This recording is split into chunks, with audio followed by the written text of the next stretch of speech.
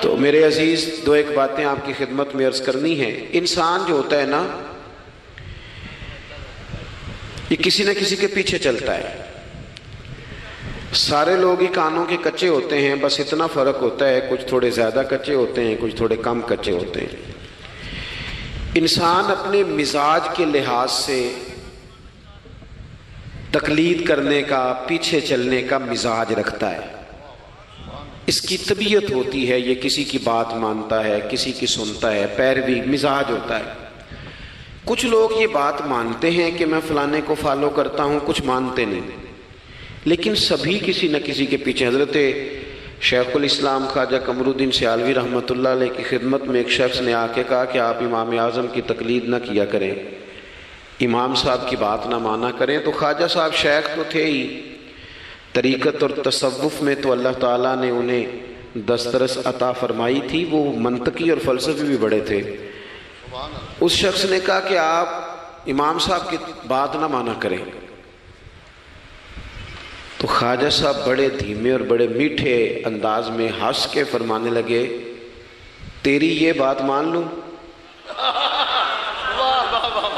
اس نے کہا امام اعظم کی بات نہ مانے، تو فرمانے لگے تیری یہ بات مان لوں؟ تو بندہ غور سے دیکھنے لگ گیا، آپ فرمانے لگے خدا کے بندے، اگر تیرے جیسے بیوقوف کی بات مانی جا سکتی ہے تو امام اعظم تو صحابہ کے شاگرد ہیں۔ ہمارا مزاج ہے، کسی کے پیچھے چلتے ہیں۔ ہمیں ہمارے رب نے ہمارے اوپر رحمت کر دی، آسانی کر دی، کہا تمہیں رستہ آسان بتا دیتے ہیں۔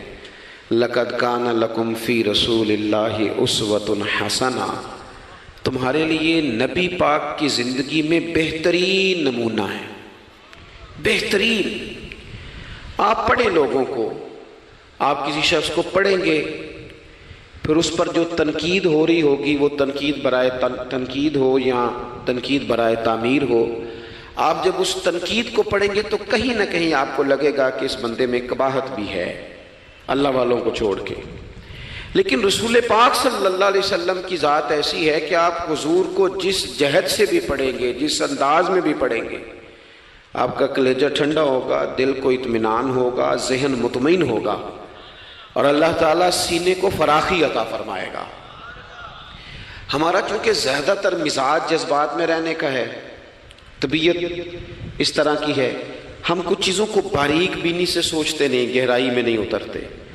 رسول پاک صلی اللہ علیہ وسلم کو اللہ نے بڑی شانیں عطا فرمائی، حضور کو اللہ نے بڑی عظمتیں عطا فرمائی، بڑی۔ اللہ کے رسول صلی اللہ تعالیٰ علیہ وسلم امام الانبیاء ہیں۔ دیکھیں نا، کوئی آدمی کسی جماعت کی ایک چھوٹی سی تحصیل کا صدر ہوتا ہے تو وہ کارڈ بنوا لیتا ہے، اور اس پہ اس نے کئی جگہوں پہ لکھوایا ہوتا ہے کہ میں صدر ہوتا ہوں، یہ میں دنیا میں، تو لوگ اپنا کارڈ دے کے نا تو فوراً پہ میرا بھی مانگتے ہیں۔ تو میں کہتا ہوں میں نے تو کبھی بنوایا ہی نہیں، ضرورت ہی نہیں پڑی، کبھی بنوایا ہی نہیں، کارڈ کی کیا ضرورت ہے؟ اگر خوشبو ہو تو وہ آ جاتی ہے، اسے بتانا تھوڑی پڑتا ہے کہ میں خوشبو ہوں۔ تو ہوتا یہ ہے کہ چھوٹی سی تحصیل کا ایک شخص اور کسی جگہ اسے کوئی نمائندگی ہے تو وہ بات کرتا ہے، ہم تقریریں کر دیتے ہیں، آپ لوگ سن لیتے ہیں، ذرا غور تو کریں کیا کہہ رہا ہوں۔ کائنات میں سب سے بہترین انسان نبی اور رسول ہوتے ہیں، اور اللہ نے اپنے محبوب پاک کو نبیوں کا امام بنایا ہے۔ اس فضیلت کو سمجھیں۔ یہاں نا جو لوگ لاڈلا کہلاتا ہے نا کوئی بندہ کہ میں لاڈلا ہوں، ویسے یہاں لاڈلے بدلتے رہتے ہیں، کبھی کوئی لاڈلا ہوتا ہے، کبھی کوئی لاڈلا ہوتا ہے، ویسے یہاں لاڈلے بدلتے ہیں، لیکن جو لاڈلا ہوتا ہے نا وہ بتاتا بھی ہے کہ میں لاڈلا ہوں۔ اور کسی کا بھی کوئی لاڈلا ہو جائے تو وہ ناز نخرے دکھاتا ہے، رسول کریم اور رب کے لاڈلے محبوب ہیں۔ لیکن جو بات میں نے آپ کی خدمت میں عرض کرنی ہے، آپ اس پر توجہ کریں گے۔ حضور امام الانبیاء ہیں، اللہ کے محبوب ہیں، نبی پاک علیہ السلام کا پتھروں نے کلمہ پڑھا ہے، چاند حضور کے اشارے پر ڈوبتے ہوئے واپس لوٹ آیا ہے، سورج ڈوبتے ہوئے آ گیا ہے، چاند کے 2 ٹکڑے ہوئے ہیں، یہ ساری حضور کی شانیں۔ اللہ نے اپنے محبوب کو معراج عطا فرمائی ہے۔ لیکن ملت کے جوانوں، آپ کو پتہ ہے ہمارے نبی پاک کا سب سے پہلا تعارف کیا ہے؟ حضور کا سب سے پہلا تعارف یہ ہے کہ یہ صادق اور امین ہے۔ یہ سچ بولتے ہیں۔ حضور کے اسوہ نور کی پہلی بات جو لوگوں کے سامنے آئی تھی وہ یہ تھی کہ یہ صادق ہیں، یہ سچے ہیں، یہ جھوٹ نہیں کہتے۔ ہم کو پتہ ہے رسول پاک صلی اللہ علیہ وسلم سے پوچھا گیا تھا حضور مومن کنجوس ہوتا ہے؟ فرمایا کبھی ہو جاتا ہے۔ یا رسول اللہ مومن بزدل بھی ہوتا ہے؟ فرمایا کبھی ہو جاتا ہے۔ یا رسول اللہ مومن جھوٹ بولتا ہے؟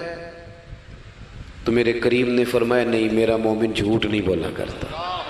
حضور کا جو پہلا تعارف ہے نا، یہ جو حضور کی 40 سالہ زندگی ہے نا، اسے نبی پاک علیہ السلام نے اپنی نبوت کی دلیل کے طور پر بیان فرمایا ہے۔ فرمایا فَقَدْ لَبِثْتُ فِيكُمْ عُمَرًا مِّن قَبْلِهِ أَفَلَا تَعْقِلُونَ۔ محبوب آپ ان سے کہہ دے میں نے تمہارے بیچ وقت گزارا ہے، تمہیں عقل نہیں؟ کوئی میری طرح کا سچا دیکھا ہے تو دکھاؤ۔ آج میری ملت کا سب سے بڑا مسئلہ جھوٹ ہے، سب سے بڑا مسئلہ اعتماد نہیں۔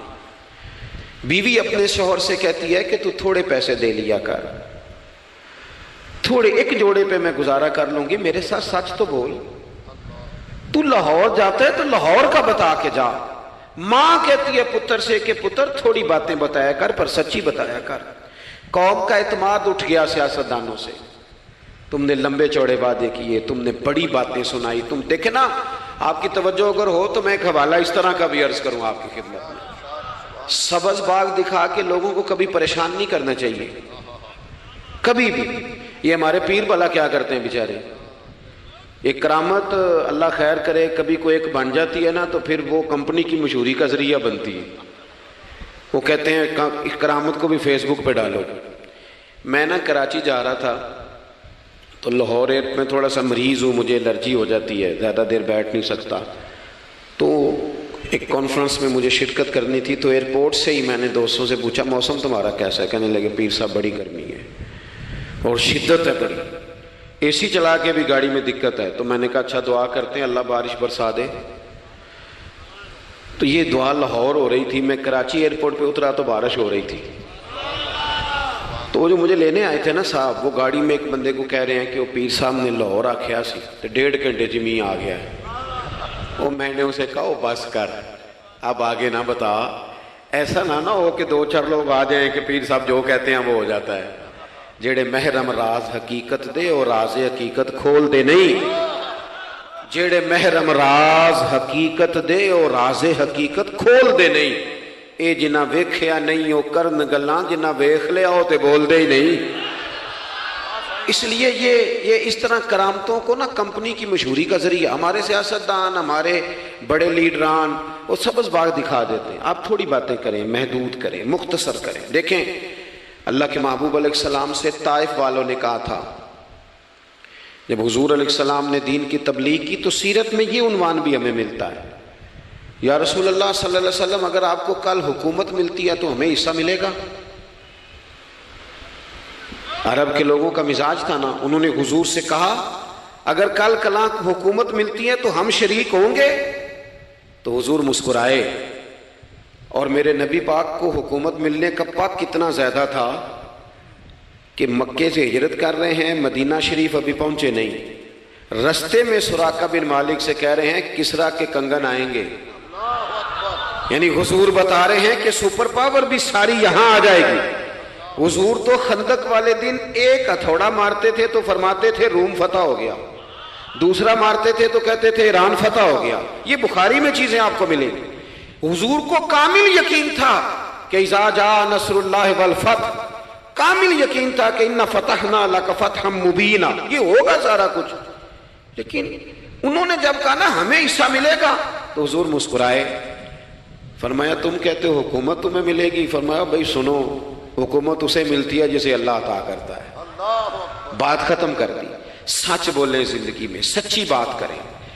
اللہ کے رسول صلی اللہ علیہ وسلم نے ہمیں پہلا سبق سچ کا دیا، اسے سادی تقریر نہ سمجھنا، یہ عنوان دین ہے۔ اپنی زندگی سے جھوٹ کو نکال دیں۔ آپ جو تھوڑی باتیں کر لیں پر جو کہیں اس پر کھڑا ہونا سیکھیں، اپنی زندگی کے اندر استقامت کا نور لائیں۔ جوانوں، کبھی بھی جھوٹ کی بنیاد پر رشتے نہ قائم کرنا۔ آتے ہیں رشتہ دیکھنے والے تو کوئی باتیں سناتے ہیں، ہمارے گھر والے ہو بیٹا تو ولی ہوتا ہے، کیا بات ہے، اور پھر بعد میں یہ حالت ہوتی ہے کہ اماں کہتی ہے میں آپ بڑا سمجھانی ہے انہوں میری بھی نہیں سنتا، تو وہ رشتہ دیکھتے وقت تو آپ نے کہا تھا کہ بہت بڑا درویش ہے آپ۔ اور بچی والے بھی کچھ ایسے کام کرتے ہیں، رشتہ کرانے والے سے کہتے ہیں ہم نے کار بھی دینی ہے۔ کیوں آپ نے لالچ پیدا کیا؟ کیوں پہلے آپ نے خرابیاں کی؟ اپنی زندگی میں سچ بولیں، سچی بات کریں، کبھی بھی کوئی ایسا کام نہ کریں جس سے کہ لوگوں کی طبیعت ایسی ہو کہ لوگ سمجھیں کہ یہ لوگ تو غلط بیانی کے عادی ہیں۔ دیکھیں بخاری میں موجود ہے، سیرت کی تمام کتابوں میں الفاظ کے اختلاف کے ساتھ یہ اپنی اصل کے ساتھ یہ چیز ہر جگہ موجود ہے۔ حضرت ابو سفیان رضی اللہ تعالیٰ عنہ بعد میں مسلمان ہوئے، فرماتے ہیں میں جب شاہ روم کو حضور کا خط گیا تھا نا ہرقل کو، حضور صلی اللہ علیہ وسلم نے اس سے کہا کہ کلمہ پڑھ لو، خطوط لکھے نبی کریم نے۔ اس نے کہا یہاں ڈھونڈو کوئی عرب کا سردار اگر آیا ہو تو میں ملنا چاہتا ہوں۔ ابو سفیان کہتے ہیں میں بغرض تجارت وہاں موجود تھا، مجھے لوگ پکڑ کے بادشاہ کے پاس لے گئے، میں کلمہ نہیں پڑھتا تھا۔ جب کوئی کسی کا مخالف ہوتا ہے تو اس نے کوئی کہانی بھی یاد کی ہوئی ہوتی ہے، ان لوگوں نے کہانی بھی یاد کی ہوئی تھی، معاذ اللہ جادوگر ہیں، شاعر ہیں، یہ کہانیاں بھی سناتے تھے۔ کہتے ہیں کہ مجھے وہ لے گئے، بادشاہ کے سامنے کھڑا کر دیا۔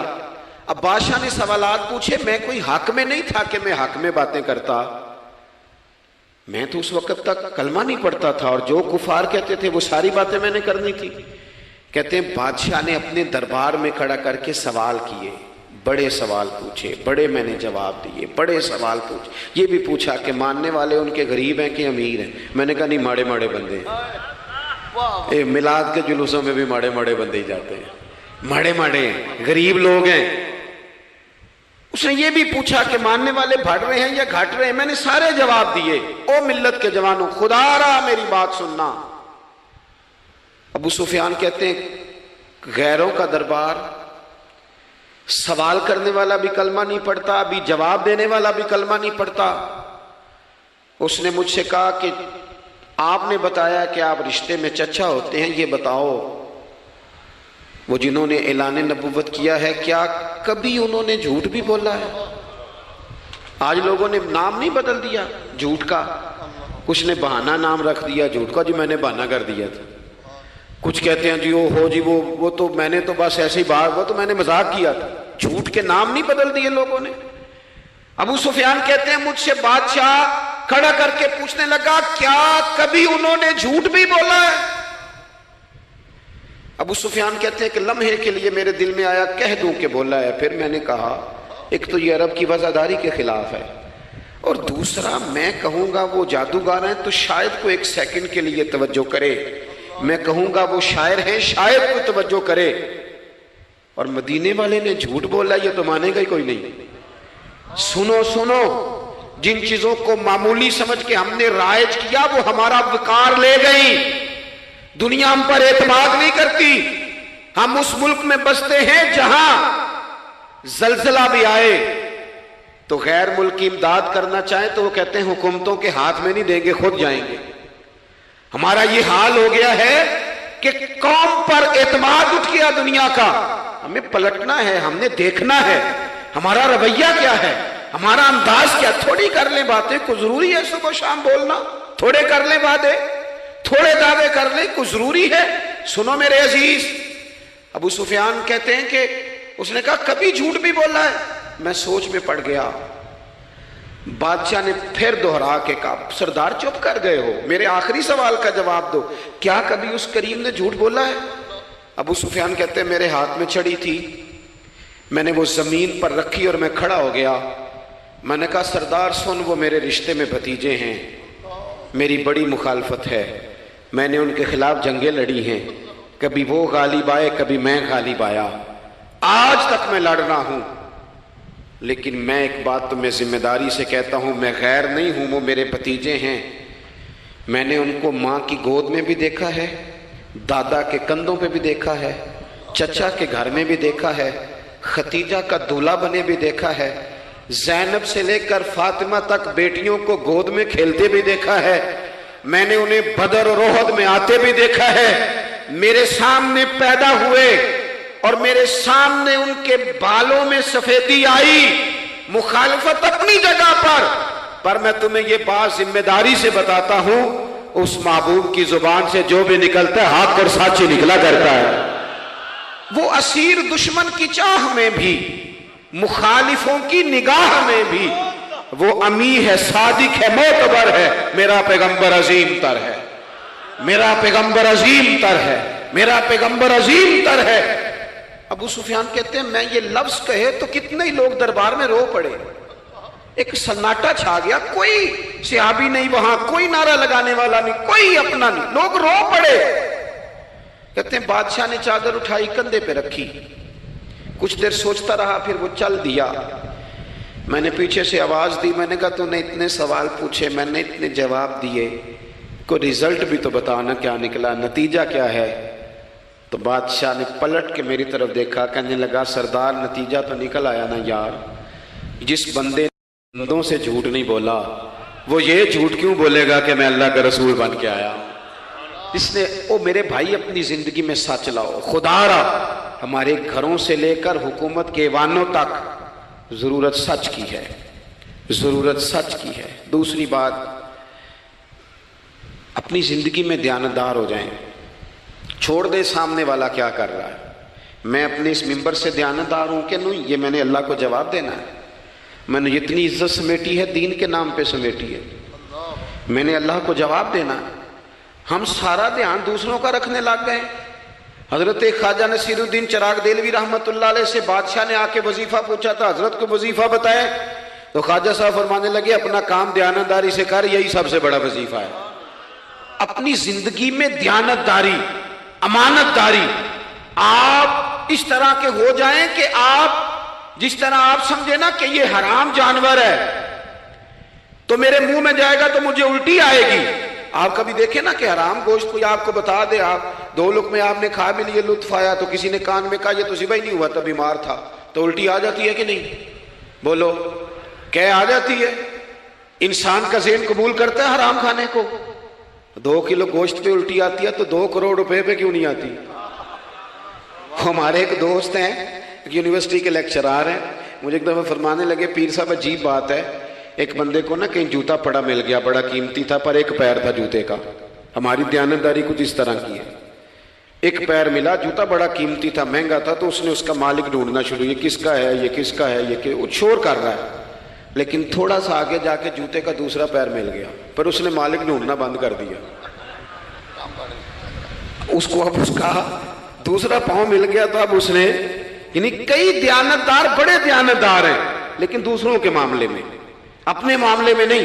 اپنی زندگی میں انصاف کریں۔ میں مسجد میں جمعہ پڑھاتا ہوں، میں نے ایک دن اپنے ایک مدرسے کے طالب علم سے پوچھا، بیٹا جمعرات کو میں نے پوچھا، میں نے کہا صبح جمعہ میں تقریر کیا کرنی ہے؟ کہتے میں جو فیصلہ نہیں کیتا۔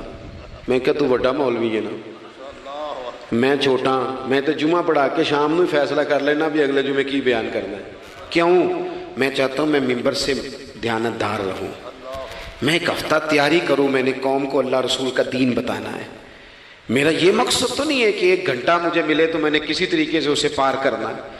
آپ اپنے کام کے ساتھ ہمیشہ دیانت کا مظاہرہ کریں۔ اگر آپ دیانتدار ہو جائیں، حضرت سعید بن عامر رضی اللہ تعالیٰ عنہ کو حضرت عمر نے کہا میں آپ کو ایک صوبے کا گورنر بنانا چاہتا ہوں، رو پڑے، فرمانے لگے اس قابل نہیں ہوں۔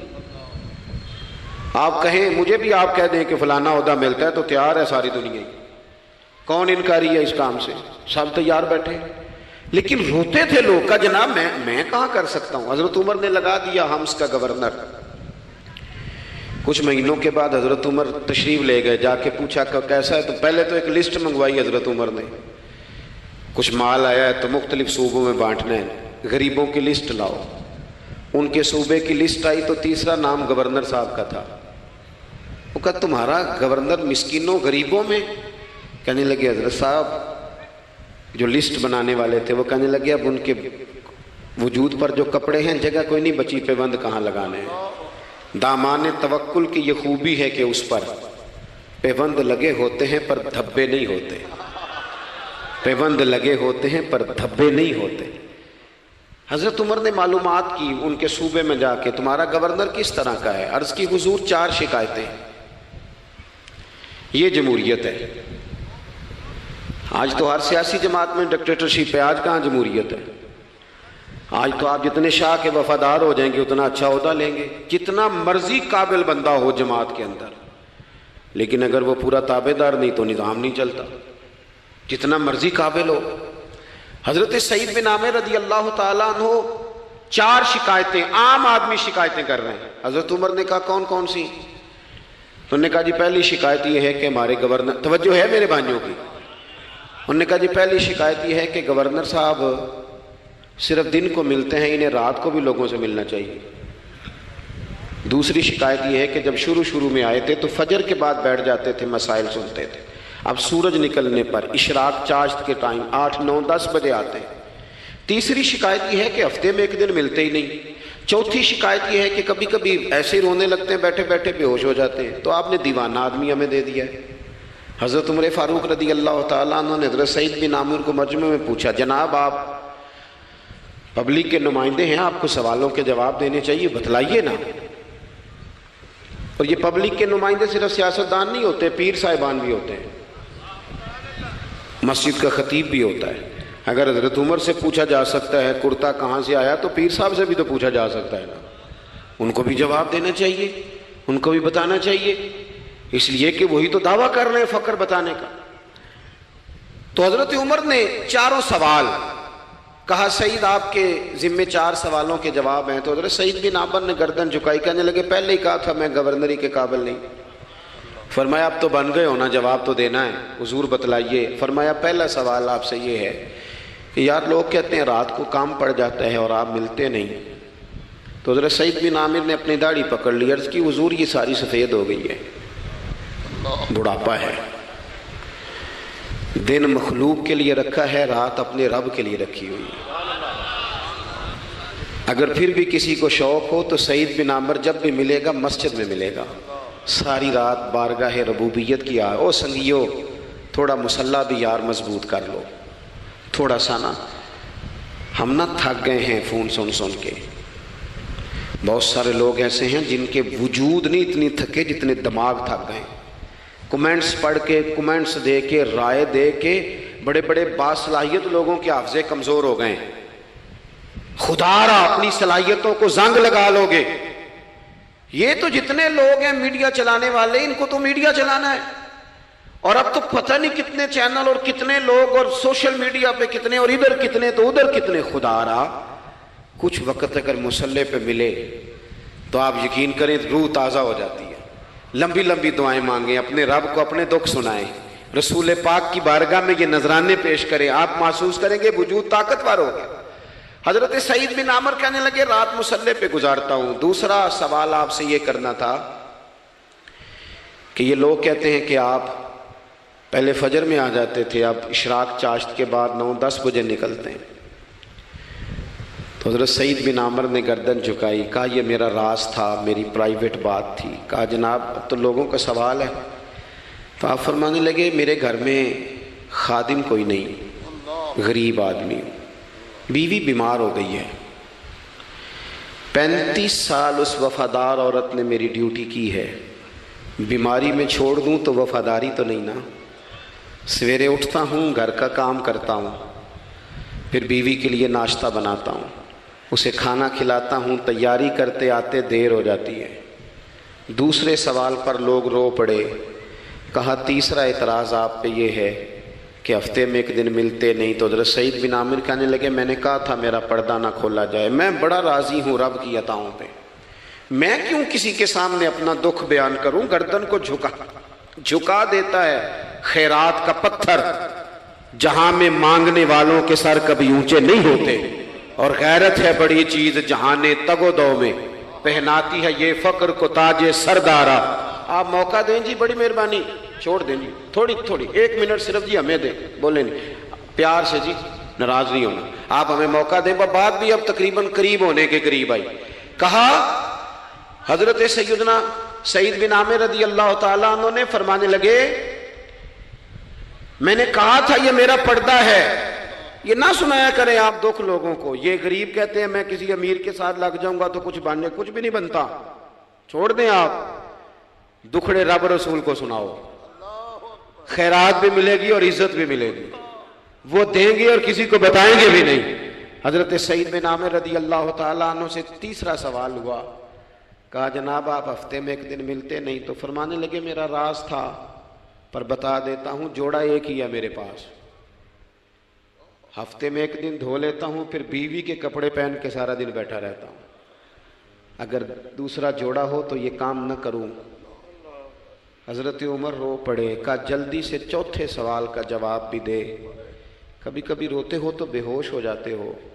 وہ پھر رو پڑے، عرض کرنے لگے حضور 40 سال کی عمر میں کلمہ پڑھا، میرے سامنے حضرت خبیب کو پھانسی دی گئی مکے میں، جب وہ اپنی پچھلی غلطیاں یاد آتی ہیں تو پھر رو پڑتا ہوں، یاد ماضی عذاب ہے یا رب، میں تکلیف میں آ جاتا ہوں، سوچتا ہوں اگر اللہ نے سوال کیا تو کیسے جواب دوں گا، اس لیے برداشت نہیں ہوتا تو رو پڑتا ہوں۔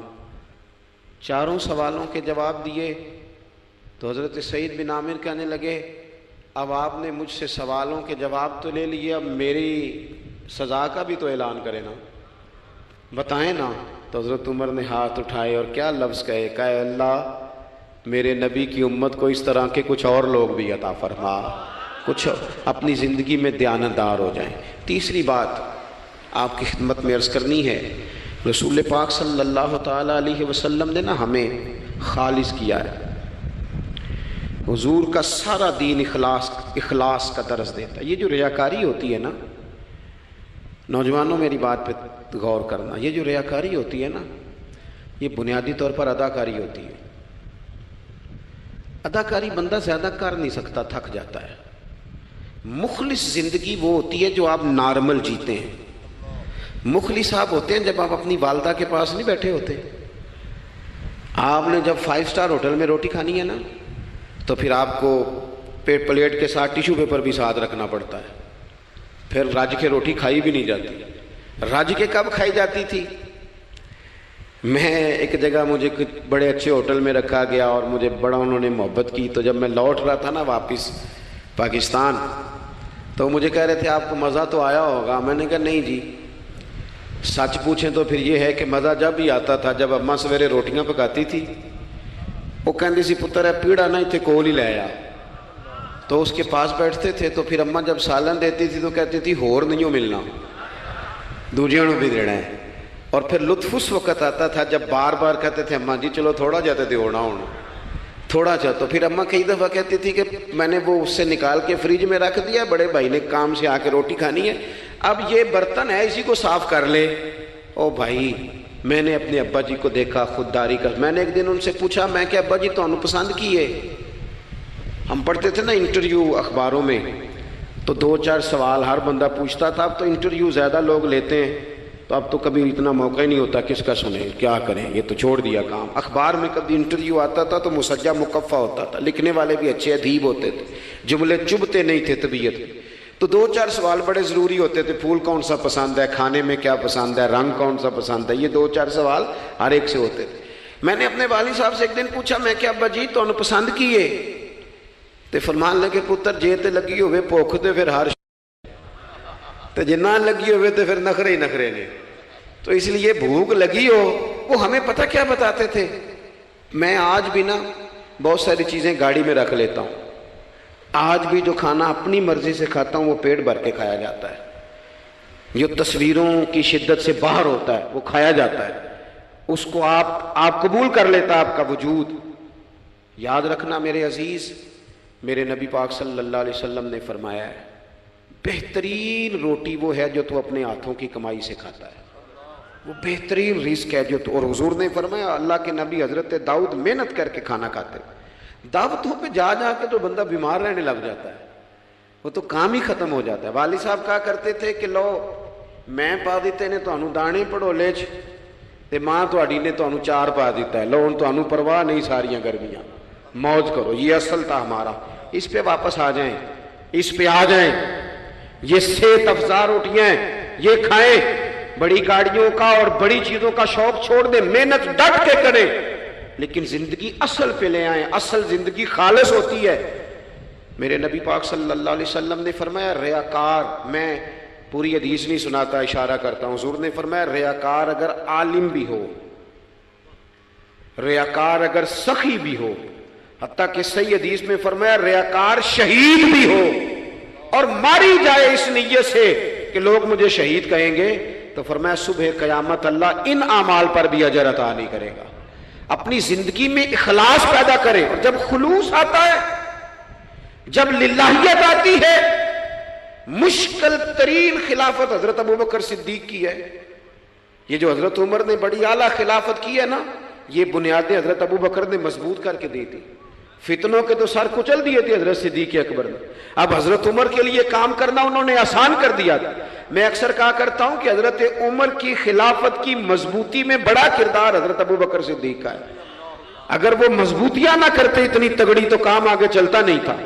حضرت سیدنا ابوبکر صدیق کو بڑے فتنوں کا سامنا تھا، ختم نبوت کے محاذ پر کام کرنا ہے، منکرین زکوٰۃ پیدا ہو گئے، امت کو سنبھالنا ہے، یہ ساری ڈیوٹیاں کر کے نا دنیا سو جاتی تھی، وہ دنیا سو جاتی تھی، حضرت صدیق اکبر ایک نابینا مائی کے گھر میں جھاڑو دینے چلے جاتے تھے۔ جب بندہ مخلص ہو جاتا ہے نا، ایک نابینا معذور عورت جھاڑو دے رہے ہیں، جب تھوڑا سا وقت بچتا نا عصر کے لیے، یہ ٹائم میں نے اپنے لیے رکھا ہوا ہے، تو مدینہ شریف میں ایک بیوہ تھی جس کی 5-6 بیٹیاں تھی، بیٹا کوئی نہیں تھا، اس کے گھر جاتے تھے، بکریوں کا دودھ دھو کے آتے تھے۔ معمولی آدمی نہیں، خلیفہ وقت کی بات، کس لیے؟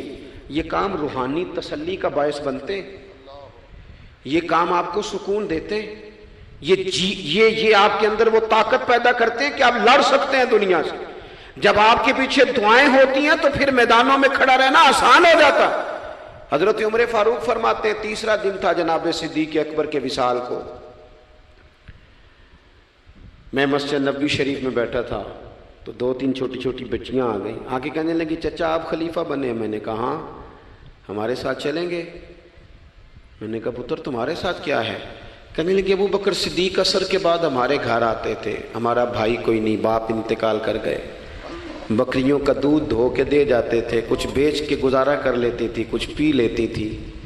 3 دن سے میری ماں رو رہی ہے، میری بہنیں روتی ہیں، اکھاں جدوں میٹیاں زمانہ مینوں روے گا، اونج تے بے قدراں کچھ قدر نہ جاتی، کیتی خوب تسلی ہو، لیکن اکھاں جدوں میٹیاں زمانہ مینوں روے گا، اپنا تے اپنا بیگانہ بھی مینوں روے گا، جدوں نہ میں دسیا میں خاراں نوں میں خانے وچ، پھر جام ٹوٹ جان گے تے میں خانہ مینوں روے گا، کئی لک لک رون گے تے کئی بک بک رون گے، گلیاں دا یانا تے سیانا مینوں روے گا۔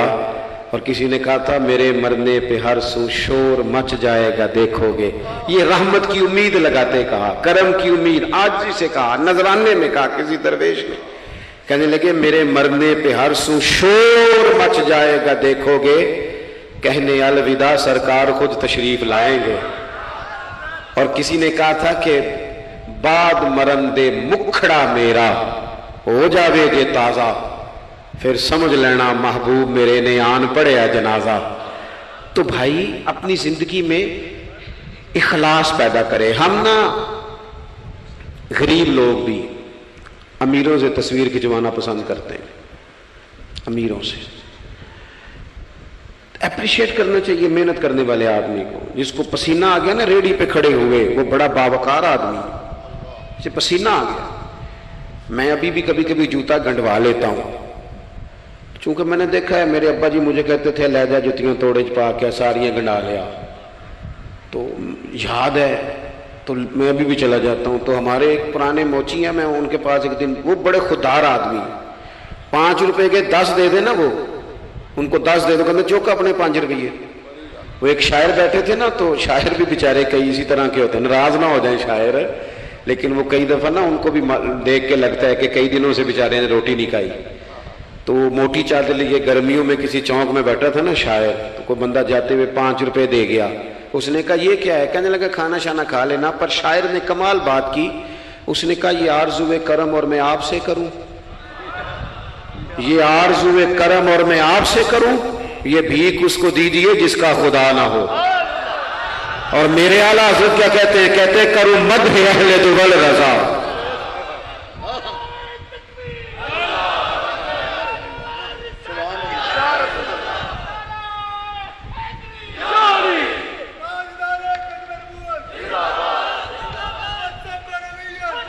माशाअल्लाह। तो आप हजरात मेरी बात सुनेंगे, अपनी जिंदगी में इखलास लाएं, लिल्लाहियत लाएं। चौथी बात सुने, और मैं इसी पर बात समेटने की कोशिश करूंगा। अल्लाह के रसूल सल्लल्लाहु अलैहि वसल्लम की सीरत मुबारका में जो चीज़ आपको बड़ी नजर आएगी ना, वो एहसास है। जब सीने आहिस्ता आहिस्ता सख्त होने लग जाते हैं ना, हम ना कुछ बातें सोच के अपने आप को सख्त कर लेते हैं। हमारा जब ऐसा जो नया भर्ती होता है, वो खिदमत के जज्बे से आता है। वो कहते हैं मैंने सारे काम सही करने हैं। फिर उसको ना आहिस्ता आहिस्ता पता लगने लग जाता है कि कुछ लोग झूठा पर्चा भी दर्ज कराते हैं। उसे फिर आहिस्ता आहिस्ता पता लगने लग जाता है कि ये सामान इनका तो गया था 1.5 लाख का, तो इन्होंने 6 क्यों लिखवाया है। फिर वो फिर सख्त होने लग जाता है। लोगों को देख के सख्त ना हो, सख्त ना हो। फिर आपके पास बड़ी बातें। मुझे एक दफा एक साहब ने कहा आपको तकरीर पे बुलाना है, पैसे कितने लेते हैं? मैंने कहा दे दो को 1.5-2 करोड़ रुपया। कहने लगे तो बहुत ज्यादा नहीं। तो मैं क्या विकना है तो फिर बंदा चार्ज ना विके। अब तेरा ख्याल है 25-30 हजार अपना रेट लगवा ले, इतने लो हो जाए, सानू तख्त हजारे की लोड़ की है, नाले की लगे शहर बमोल दे नाल असी अपनी बाल के सेकने। मैंने बहुत बड़ा मदरसा शुरू किया, बाहर गला नहीं लगाया। मुझे एक साहब कहने लगे खैर ते है तो हम पैसे कितों आते ने? मैं क्यों उतों जितों आते नजर नहीं आते। फाजले बरेलवी कहते करो मद है अहले तो वल रजा, और पड़े इस बला में मेरी बला, मैं गदा हूं अपने करीम का, मेरा दीन पा रहा है ना नहीं। और कौन देता है देने को मुंह चाहिए, देने वाला है सच्चा हमारा। मैंने तो माजरत भी करनी थी। मेरा ख्याल है कि 35 से 37 के बीच लोग ऐसे थे यहाँ से जो आज सुबह से सरे शाम तक फ़ोन करते रहे कि आपने चाय हमारी तरफ भी नहीं है, खाना हमारी तरफ खाना है। मैं इन दोस्तों से अक्सर कहा करता हूँ जो मेरे साथ होते हैं, मैं कहता हूँ कि लोग तलाश करते रहते हैं, ढूंढते रहते हैं कि रात रहने को जगह मिले, और हमारा ये हाल है। किस नाम पे? रसूलुल्लाह के दीन के नाम पे, हुजूर के दीन के नाम पे। अपनी जिंदगी में एहसास पैदा करें। अगर आप सख्त हो सकते हैं, कुछ भी कह के सख्त हो जाएं, कुछ भी कह के। मुझे मेरे संगी कहते रहते हैं 7-8 घंटे का आप सफर करके जाते हैं तो आप फोटो वालों पर सख्ती करें, आप कहें किसी से नहीं मिलना, मैंने जरा आराम करना है, मैंने थोड़ा लेटना है। तो मैं कहता हूँ यार अपनी औकात भी तो हमें देखनी चाहिए थी। कौन किसी को मिलता है? कुछ और है। एहसास पैदा करें कौम का, अपने दिल में एहसास लाएं। जब आप सख्त हो जाते हैं ना तो फिर आप सबके लिए हो जाते हैं। जब बंदा सख्त हो जाता है ना, थोड़ा थोड़ा ना हमें लालची बनाया गया है। मुख्तलिफ चीज़ों पे इनाम रखे गए, मुख्तलिफ रंगों में लोगों को मुख्तलिफ अंदाज में कायल किया गया, मिजाजों में कुछ भरा गया है। वो इस तरह का माहौल बन गया कि बाप ने जवानी पुत्र को दे दी। सारी जिंदगी वो जो लोग सऊदी अरब यहां से गए थे 35 साल उन्होंने वहां कंबल नहीं बदला। जिस कंबल में उन्होंने जाते खरीदा था वापसी पे भी वही था। रिहाइशें यहां बनी वहां नहीं बनी। मैंने बैरून मुल्क ऐसे लोग देखे हैं जो 3 वक्त रोटी नहीं खाते, 2 वक्त खाते हैं कि घर पैसे भेजने। लेकिन लालच इतना उरूज पे चला जाता है बाज घरों का, सबका नहीं बाज का, कि उसी बाप को जिसने जिंदगी लगा दी, बच्चे कह रहे होते हैं अब्बा जी आपको ढाब का काम कर लेते तो आज हमारे वारे ने अरे ना हो जाता। मुझे एक बुजुर्ग फरमाने लगे पीर साहब बाला को भी इज्जत कराने ली अब्बे दा मालदार होना जरूरी जे। खुदा रा इससे बाहर आए, एहसास पैदा करें। जब एहसास आ जाए, कुरान मजीद ने मेरे नबी पाक की शान ये बयान की है कि अजीजुन अलैहि मा अनितुम हरीसुन अलैकुम बिल मुमिनीना रऊफुर रहीम। ये कमाल है, इससे आगे क्या कोई हाशिया दे सकता है।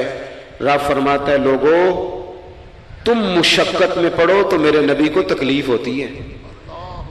आप कभी हदीसें पढ़े ना तो रोंगटे खड़े होते हैं। आपको दर्जनों हदीसें इस उन्वान की मिलेंगी कि हुजूर फरमाते हैं मेरा दिल करता है लंबी नमाज पढ़ाऊं, नमाज अल्लाह की, दिल हुजूर का करता है। फरमाया दिल करता है लंबी नमाज पढ़ाऊं, लेकिन पीछे से किसी बच्चे के रोने की आवाज आती है, किसी बूढ़े बीमार का ख्याल आता है, मैं नमाज छोटी कर देता हूं। हुजूर फरमाते हैं मेरा दिल करता था हर वुजू के साथ मिसवाक जरूरी करार दे दूं, पर तुम्हें तकलीफ होगी, नहीं जरूरी करार दे। आप एहसास की शिद्दत तो देखें। फरमाया मेरा जी चाहता था کہ میں تہجد اپنی امت پہ ضروری قرار دے دوں، لیکن میں نے اپنی چاہت نہیں دیکھی، غلاموں تمہاری نیند دیکھی ہے۔ وہ دوستو اتنا احساس دشمن جب قابو آتے ہیں نا۔ میں نے ایک اور بھی عرض کر دی ہے چلتے چلتے، جو سیاسی فرقہ واریت ہے نا آج ملک کے اندر، آپ جس جماعت کو ٹھیک سمجھا آپ نے، آپ وہاں چلے گئے، جس نے جس کو ٹھیک سمجھا، لیکن ہم سب سے پہلے مسلمان ہیں، اس کے بعد پاکستانی ہیں۔ ہمیں اخلاقیات کا دائرہ کبھی نہیں چھوڑنا۔ اختلاف کے بھی آداب ہوتے ہیں، اختلاف جس سے بھی کریں دلیل کی حد تک کریں، اس کی ذات تک اتر کے نہیں۔ مہذب قومیں یہ کام نہیں کرتی۔ حضرت ابو ایوب انصاری نے حضرت عمر سے اختلاف کیا اور سخت کیا، کہا جناب یہ آپ نے، حضرت عمر کو بات کرنے لگے تو حضرت ابو ایوب انصاری کھڑے ہو گئے، کہنے لگے، یا حضرت ابو ذر غفاری کھڑے ہو کے کہنے لگے نہ آپ کی بات مانیں گے نہ آپ کی اطاعت کریں گے۔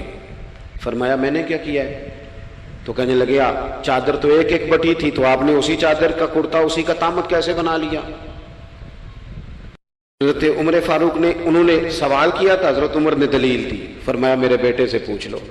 حضرت عبداللہ ابن عمر کہنے لگے ایک چادر چونکہ مجھے بھی ملی تھی میں نے اپنے ابا کو دے دی، لہذا کرتا بھی بن گیا۔ اور اب ہمارے ہاں نا دلیل ملنے پر بھی لوگ اعتراض نہیں چھوڑتے، کیونکہ ذاتی ہوتا ہے نا، دلیل تک تو اختلاف ہوتا نہیں۔ او میرے بھائی، اختلاف کے بھی آداب ہونے چاہیے۔ تو کسی نے کہا تھا کہ تعلق توڑ دینے کے بھی کچھ آداب ہوتے ہیں، کسی کو چھوڑ دینے کے بھی کچھ آداب ہوتے ہیں، اور کسی نے کہا تھا کہ قاتل کو کوئی قتل کے آداب سکھائے، دیکھو دستار کے ہوتے ہوئے سر کاٹ رہا ہے۔ کوئی ایک چیز چھوڑ دے۔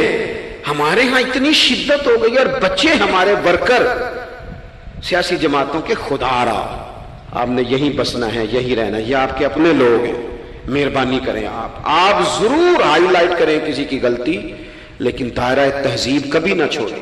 کبھی مجھے تو ایک دو اینکر ایک دو دفعہ ملے ہیں، میں نے ان سے کہا مہربانی کریں، آپ کیا مزہ لے رہے ہیں آپ قوم کو تقسیم کر کے، خدا را کچھ سوچیں۔ آپ کا شغل لگا ہوا ہے، اور جہاں غریب کا یہ حال ہے کہ یہ ابھی عید آ رہی ہے نا، ہم نے بھی کچھ نیکیاں بند کر دی ہیں بعض چیزوں پہ۔ یہ رمضان شریف گزرا نا، میرے جیسے آدمی کو لوگ نیک سمجھتے ہیں اور اپنے دکھڑے سناتے ہیں۔ یہ رمضان گزرا ہے تو بیٹیوں کی شادیاں شروع ہوئی ہیں۔ اب لڑکوں والے تو نیک ہو گئے، اب تو وہ جہیز ہی نہیں مانگتے۔ یہ خبر پتہ ہے آپ کو؟ منڈے والے ہیں داج منگنا چھڈتا جی، وہ نیک ہو گئے۔ وہ کہندے اسی تہاڈے کو جہیز نہیں لینا، بس 600 بندے دی روٹی پکانی تسی تے صحیح پکانی جے، منڈے دے 11 ایکو واری آنا ہے۔ کبھی نہیں روٹی کھائی لڑکے کے دوستوں نے اپنے گھر۔ رمضان میں کھل کر سخاوتیں کرنے والوں، رمضان کے بعد بھی سوچا کرو، اور راشن ونڈن والے لوگ کو عیدوں بعد بھی بھوک لگ دیجئے، عیدوں بعد بھی بھوک لگ دیجئے۔ رمضان میں ثواب زیادہ ہے، لیکن سخاوت تو سارا سال ہی ہے۔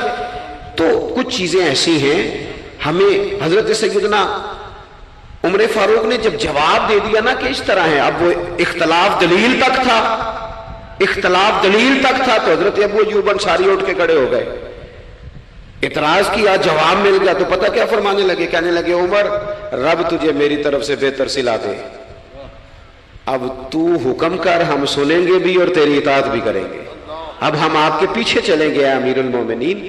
تو دلیل تک رکھیں چیزوں کو، دلیل مل جائے تو بات کو ختم کریں۔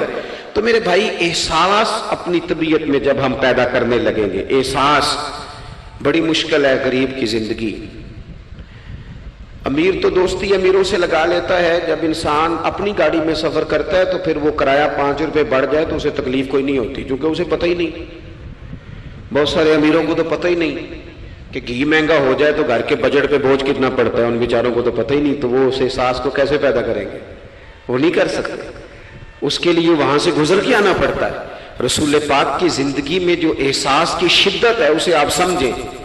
دشمن جب ہتھے چڑھتا ہے تو پھر، اور دشمن بھی سخت گیر قسم کا ہو تو بندہ اسے چھوڑتا نہیں۔ لیکن حضرت انس بن مالک فرماتے ہیں کہ یہ جو لوگ بدر میں آئے تھے، یہ کوئی پھول لے کے نہیں آئے تھے ہاتھوں میں، گجرے پھولوں کے لے کے نہیں آئے تھے، تلواریں لے کے آئے تھے، اور پوری انہوں نے جنگ لڑی، 14 صحابہ شہید کیے، لیکن جب ان کو لا کے باندھا گیا نا مدینے میں تو غصہ تھا صحابہ کو، کس کس کے ہاتھ باندھے، حضرت عباس بھی تھے، جب وہ ہائے ہائے کرتے تھے نا مخالف تھے. توجہ ہے میری بات پر؟ او بھائی، جو پیار بیٹی پہ آتا ہے وہ بہو پہ بھی تو آنا چاہیے نا. اس پر بھی تو وہ بھی تو کسی کی بیٹی ہے نا. اگر تجھے اپنے بیٹے کی دھوپ تنگ کرتی ہے تو ملازم کے پتر اگر دھوپ میں کھڑے ہیں تو وہ بھی تو تجھے احساس ہونا چاہیے، ورنہ خود غرض ہو جائیں گے ہم. بات ختم کر رہا ہوں، غور کرنا. حضرت انس بن مالک کہتے ہیں میں مسجد نبوی شریف میں حاضر ہوا تو بے چینی کے عالم میں کبھی حضور ادھر جاتے تھے، کبھی ادھر آتے تھے، کبھی ادھر جائے. یا رسول اللہ کیا ہوا؟ یہ وہ لوگ تھے جنہوں نے ستایا تھا، آج باندھا ہے، حضور کیا ہوا؟ تو نبی کریم فرمانے لگے تم نے رسیاں زور سے باندھ دی ہیں، یہ ہائے ہائے کرتے ہیں، مجھے نیند نہیں آتی، ان کی رسیاں ڈھیلی کر دو. عزیز علیہ ما عنتم، حضور کے سینے میں درد رہا. وہ درد کبھی حضور کو طائف لے جاتا، کبھی کہیں، اور وہ درد کی وہ پیار کی شدت اتنی تھی کہ جب بڑی تکلیف دی نا میدان احد میں اور دانت مبارک شہید کر دیے تو حضرت صدیق اکبر نے کہا یا رسول اللہ دعا کریں یہ تباہ ہو جائیں. تو ہاتھ اٹھائے نبی پاک نے، دعا کیا کی؟ کہا اللہ انہیں ہدایت دے دے، انہیں پتہ ہی کوئی نہیں یہ کیا کر رہے ہیں. تو میرے عزیز، ایک تو اپنی زندگی میں سچ لائیں، خدا را سچ بولیں، آپ پکے وعدے کریں. میں ایک دن اپنی مسجد کے امام صاحب سے عرض کر رہا تھا، میں کہہ رہا تھا اگر آپ کہتے ہیں نا کہ 4:20 پہ فجر ہوگی تو 21 پہ نہ پڑھائیں، آپ نے وعدہ کیا 4:20 کا. قوم کو تو انتظار کرنا چاہیے 1-2 منٹ، کوئی حرج نہیں، لیکن ہم جو وعدے کرتے ہیں ہمیں بھی پورے کریں. سچ بولیں، دیانتداری کا مظاہرہ کریں، زندگی خالص گزاریں، جس کے ساتھ بھی وقت گزاریں اس کی خیر خواہی کریں، مخلص ہو جائیں اور اپنی زندگی احساس والی کریں. امام غزالی فرمایا کرتے تھے تو بانٹنے کا ارادہ کر، رب بانٹنے کی توفیق بھی دے دے گا. تو پروگرام تو بنا. اللہ کی بارگاہ میں دعا کرتا ہوں جن احباب نے اتنا سارا پنڈال اتنی محبت اور جد و جہد سے سجایا ہے، اللہ تعالیٰ انہیں دین دنیا کی برکتیں عطا کرے، ہم سب کو دولت اخلاص عطا فرمائے. آخر دعوانا ان الحمد للہ رب العالمین.